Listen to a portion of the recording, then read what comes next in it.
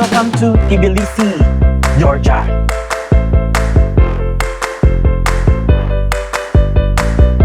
A 10 degrees Celsius day here in Tbilisi.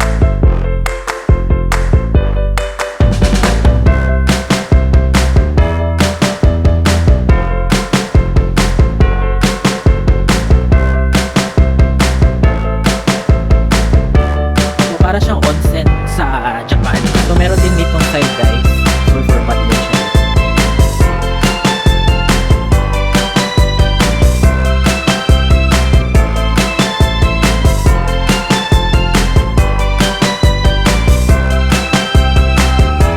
Tama guys, yung pagdala.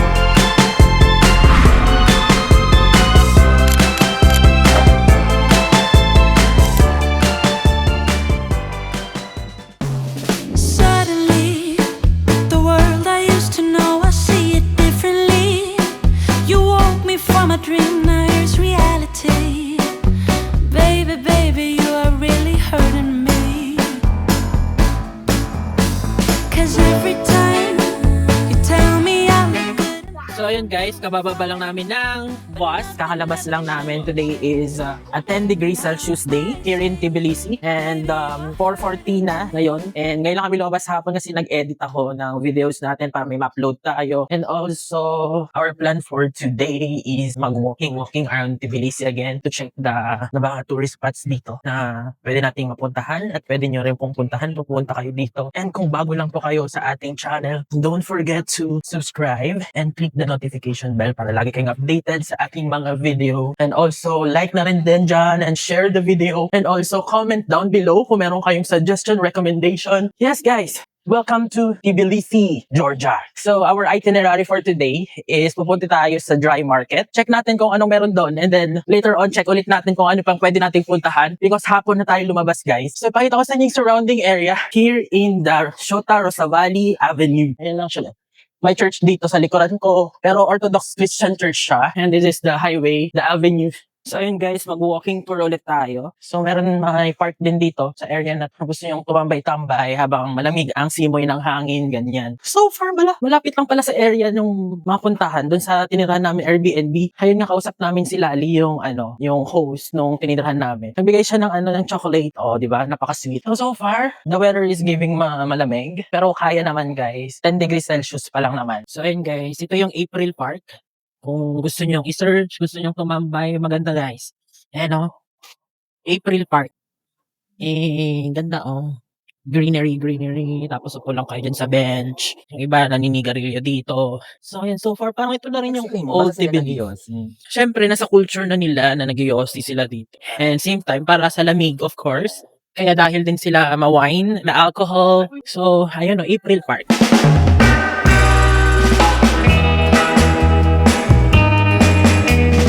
Dry Bridge. It's a famous flea market where you can find antiques, Soviet-era items, paintings, and handmade crafts. It's a lively spot that reflects Georgia's history, creativity, and local street culture. So ayon sa research natin, yan daw siya. So madaming types of items yung pwede nyo mabili dito. Mga antiques, yan. Tapos yung mga Soviet-era. Ayan. Pakita ko sa inyo guys yung mga samples ng mga mabibili nyo dito.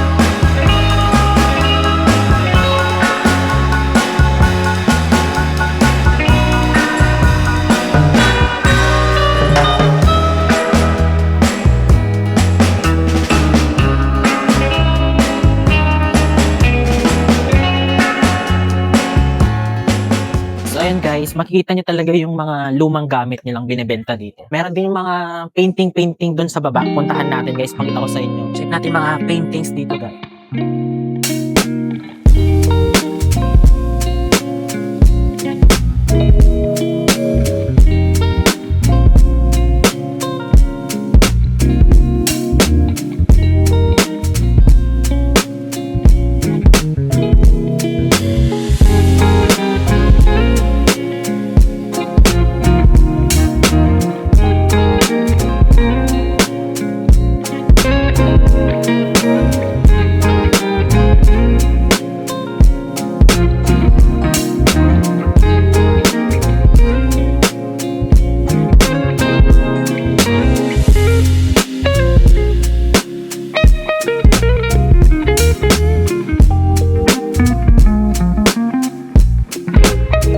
So, ayun guys, we're done here. Kung fan kayo ng mga old stuffs and mga paintings, arts, pwede nyo silang bisitahin dito guys. Ang gaganda ng mga paintings nila. So, let's go to the next place na pupuntahan natin. Let's go!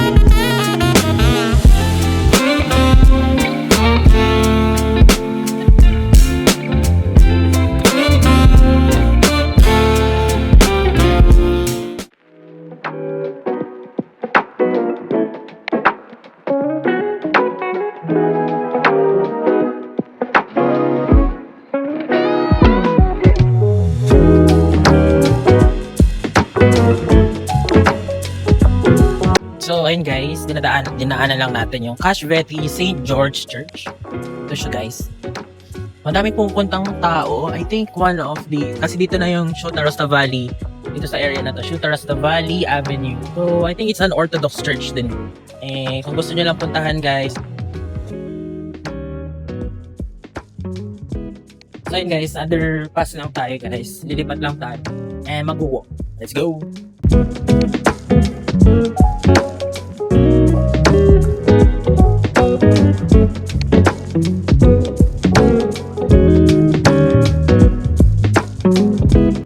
So ayun guys, waiting lang kami sa bus going to Bridge of Love. So Google Maps guys, napaka-accessible yung paggamit ng Google Maps. Yung bus nila dito, maganda naman. Magagamit nyo siya guys. So yung Visa card niyo pwedeng magamit. Yung mabibili yung Metro Money card, pwede din yun guys. Wait lang kami ng bus, then let's go to Bridge of Love.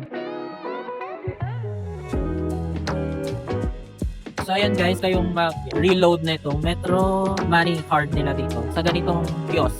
Follow nyo na lang yung instruction. Kain-kain nyo yan guys. So ganun lang mag-load dito sa Metro Money. So kabababa lang namin guys ng bus. Walking na kami going to our next spot. So ito na yung guys, yung pinuntahan natin kahapon. And then dito rin ang sulfur bath. Na-try ba natin yan guys? Ayan. Ganyan-ganyan siya. So kung gusto nyo mag-sulfur bath, dito lang na yung area. Kasi yun yung malapit yung doon malapit yung falls. Doon sa area na yon merong mga ng sulfur. So mala onsen ang peg ninyo guys. Gano'n. Kung gusto nyo mag-sulfur bath dito.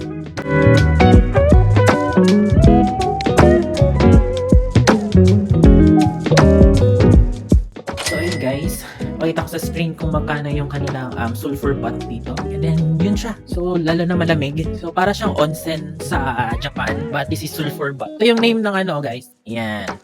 I think guys, ito yung taas nung sulfur bath area. Ayan, dyan yung taas niya. So maybe one of these days na try natin. Ayan. So meron din ditong side guys, sulfur bath din siya dito. So ayan guys, magkakalapit na lang pala sila dito. Ito yung mga sulfur bath, thermal bath nila dito. Spa. Ayan. Sulfur bath. Meron dun din Ayan yung iba-ibang company na nagpapa-sulfur bath guys. malapit na lang din pala. Kasi yun yung pinuntahan natin sa likod, yung church kahapon.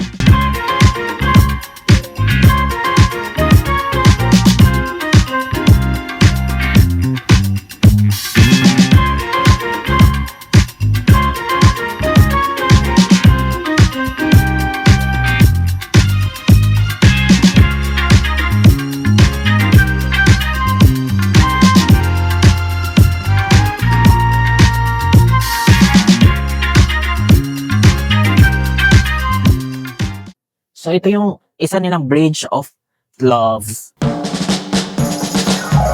Don't wanna be a one-man woman. Got me stranded like a boat in the sand. Just the thought of not spreading my wings Hello, drives doggy. me crazy. Doggy. Dressing up, fixing my strut. Always prepared, you never know. May mga hotel-hotel din dito guys. Makainan, restaurants. Ito. Hotel. May mga kainan din dito guys. Mga bar. Ayan. Oh, I can sing, I can dance, I can learn. Maganda rin siya sa gabi ha. Gabi na kasi kami nakalabas guys. So I think dito na area yung falls. Pero itong surrounding na to guys, mga bathhouse sila. So ito yung second na bridge of love. Kasi lalagay sila ng mga padlocks dito. Ayan. Sa likod ko. Glitter. So pakita natin guys yung surrounding area here in Sulphur River. Sulphur River. So ayan guys. Kikita ko na yung talon. Let's go!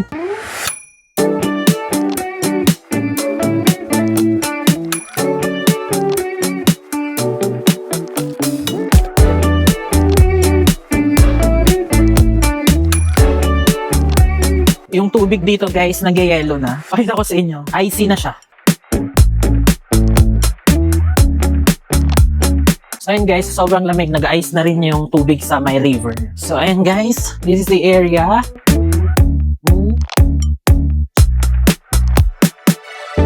Eh.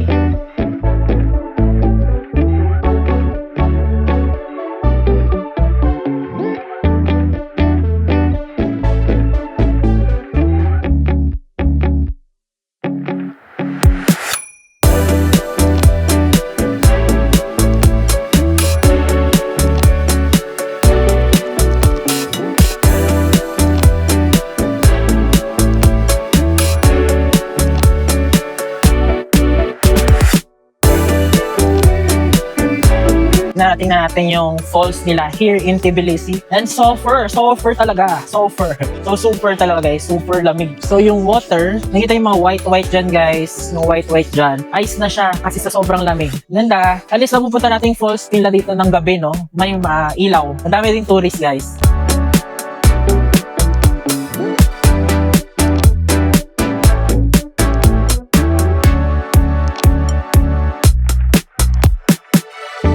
Isang spot lang pala guys yung napuntahan natin. Yung falls na to, yung bridge, and yung mosaic na building. Isang area lang pala. Tapos walking distance lang dun sa pinuntahan natin yesterday na church. Dun lang. Pero so far dito guys, pinangalagahan ng Department of Tourism nila.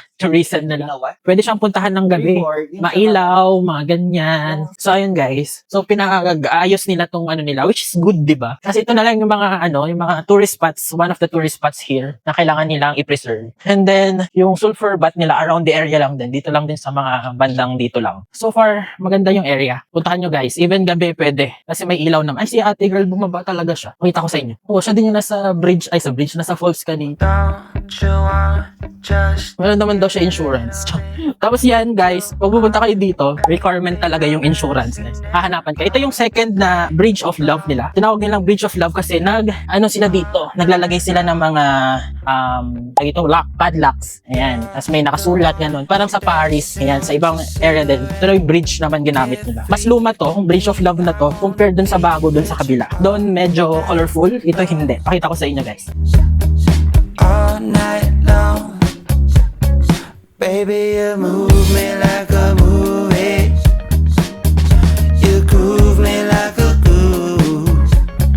ayun guys, yun ang love locks nila. Bridge of Love. Yun yung mga love locks nila na nakalagay doon. Yun yung luma. So, for sure, puno na yun. Even here, oh guys, dito sa mga tabi-tabi. Meron din sila mga padlocks dito. Dito sa may tabing river side nila. Bridge of Love. Nice! Ganda dito guys. Kung gusto nyong mag-restaurant, sulfur bath, ayan, sulfur bath. Try doon namin puntan yung mosque sa taas. Pero mataas siya. your head. I wanna let Kung gusto nyo naman this area guys, meron din mga hotel here. May mga restaurant din dito. Puntang taas. Madami rin pumupunta sa taas. So let's see. So yun guys, nakita ko na. Oh, ito na yung mosque nila dito. Let's go! the way your body boogie all right. Shake it, shimmy and sugar, yeah, all night long.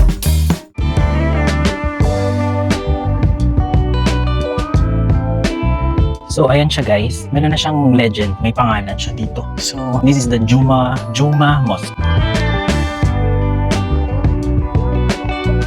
So ayan guys, hindi na namin papasukin. Kasi mukhang private. So at least napuntahan natin. So ito yung Juma Mosque. Let's go down na. Napuntahan naman natin yung mga itinerary natin for today. Today is January 6 na ng gabi. And remember na sinabi ko nga guys na ang Pasko nila dito, the Christmas na sineselebrate nila is January 7. So mamaya, Christmas Eve na nila. So ayun guys, they will celebrate their Christmas kasi they're following yung Julian calendar. Tara na, let's eat na for dinner. And tomorrow, Christmas Day nila, meron tayong tour going to Kaheti. So magta-try tayo na wine tasting and many more. Let's see kung ano yung makikita natin sa tour na yun and samahan niyo ulit kami. So mag-dinner muna tayo guys. Let's go! Hello doggy!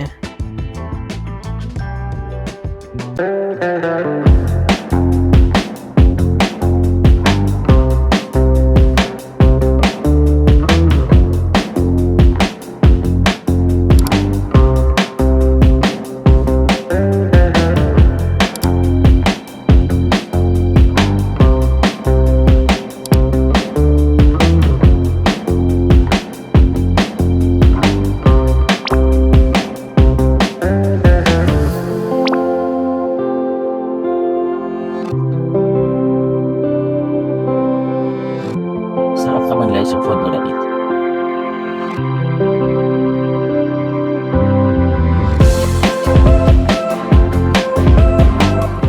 So ayun guys, we're done na eating our dinner. So far, okay naman yung food. Ang lamig na dito sa labas. Madami yung serving. The food is okay. Worth it. Nakailang restaurant na kami ng Thai food. Okay to. Ito ang napuntahan natin. So kung gusto nyo din ng mga Asian food, Thai food, worth to try naman siya guys. So ayun guys, pauwi na tayo. So sasakay kami ng bus. And I think, let's call it a day na guys. Magpapaalam na tayo for this vlog and for today's video. So guys, kung bago lang kayo sa ating channel, don't forget to like, share, and subscribe na kayo dyan para lagi kayong updated sa ating mga videos. Comment na din po guys, hashtag Nurse Craves Travel Georgia. Nurse Craves Travel Georgia. And then kung meron kayong concerns, inquiry, and suggestion, comment down below. And without further ado guys, let's travel the world one Craventure at a time. Bye bye Cravers! Adios!